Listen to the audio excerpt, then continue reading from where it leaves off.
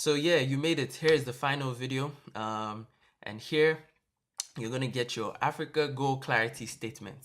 So what you have to do is download the template below, and it is going to guide you based on the inputs that you've put in the last 4 workshops. And you're going to simply copy and paste what you've written down and put it into the statement. And this would be a statement that you can use. You can paste it on your wall, you can hand it to your boss, you can give it to your colleagues.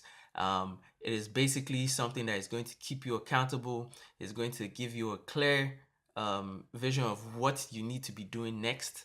And it's also going to really highlight some of your challenges that you're facing.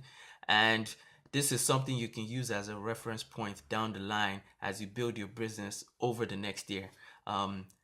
So go ahead, download the workbook, fill out your African goal clarity statement, and there you have it. I hope the last 15 minutes have been very productive and profitable for you, and I hope you've really learned a thing or two too.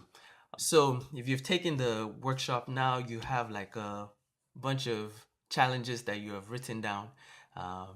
We know you want to expand your business in Africa. That's what we all want to do. So if you want to learn more about how you can overcome these challenges, we're going to be hosting a live webinar, and we'll really be happy to have you there. So join us in the live webinar where we'll be talking about what we call African Business Mastery, where we share some tips about the main things you can do to overcome the challenges that you have stated down, and we'll be showing you exactly how to overcome those challenges. So if you're interested, go ahead and register for that webinar right now, and we look forward to seeing you soon. All the best, and I wish you success as you expand your business across Africa.